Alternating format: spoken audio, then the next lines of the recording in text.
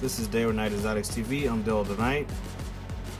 Tarantula vs. Mario Worm series continues with Phoenix, my Brachypelma emilia, the Mexican painted red leg, my favorite brachy in the hobby.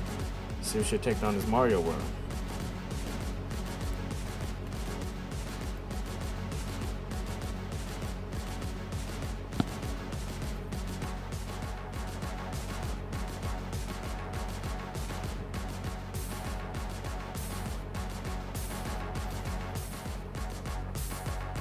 If you've seen my prior vids, you know that Brachypelmas are an outstanding genus that I love, that I prefer over all the other genus outside of the Poecilotherius, which are my favorite genus.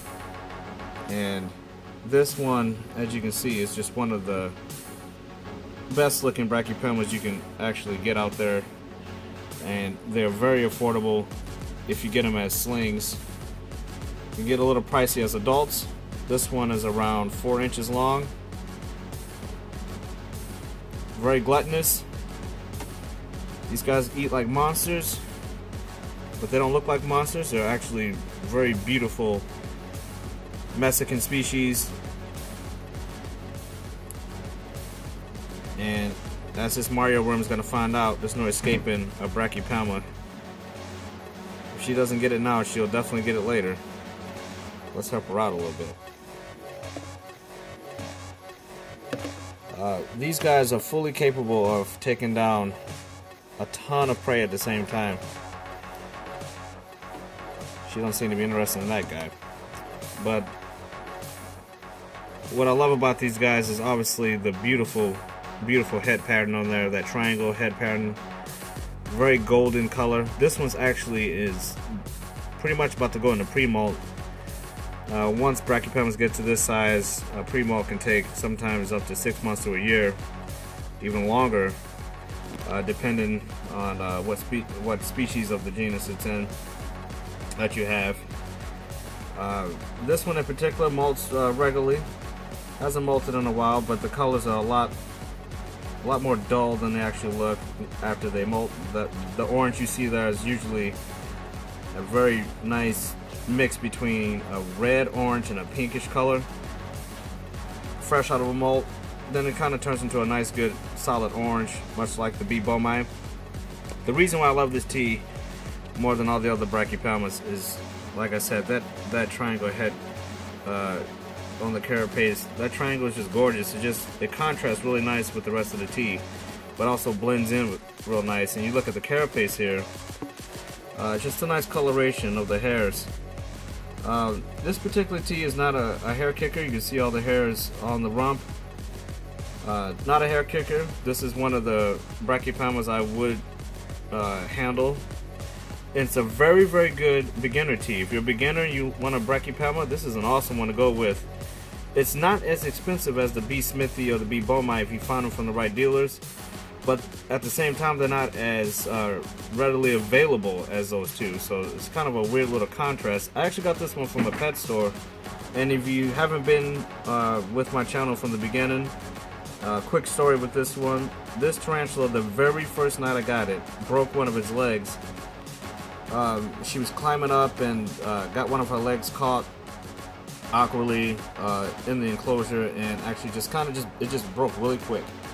And I didn't freak out or anything because I knew she can grow them back, but she kind of had like a little bit of a broken leg that she didn't use for a while, but she molted pretty quickly after that incident.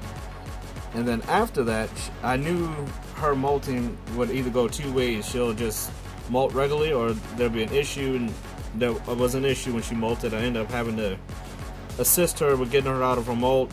Ended up having to sever the leg that would not come out of that broken leg, which was kind of curled over. She just couldn't push out of it, so I ended up having to sever that so she could finish her molting. And once I did that, she finished molting, got up, was missing a leg for a while. It regenerated over time, and she's perfectly fine now. You would never know that ever happened by looking at her. She's a beautiful, beautiful tarantula.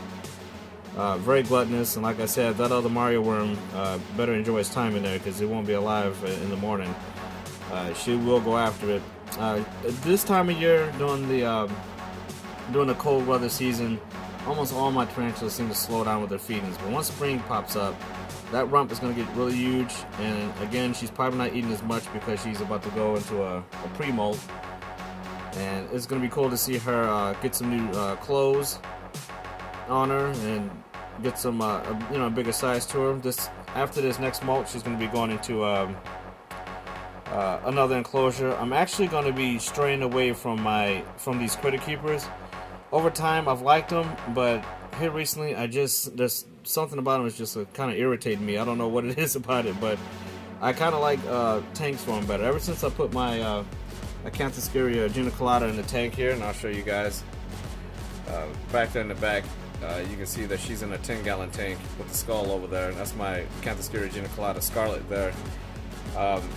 I just like them better. I just like the tanks better, so I'm gonna go ahead and try to get her, start transferring most of my teas from these critter keepers into 5-gallon tanks, 10-gallon tanks, and getting some nice lighting in my room to make it look a little bit better. I mean, these critter keepers are cool, but I just have always liked the tanks better. So, and now that I've downsized a little bit, I can afford to do that. Before I had so many tarantulas, it was just kind of awkward to be able to put that many tanks up. So this is Phoenix. Hope you guys enjoyed this one, and she'll finish up here, and hopefully she'll molt in the future sometime this year. We'd love to document it. I mean, she's been awesome. I doubt that she'll molt this year.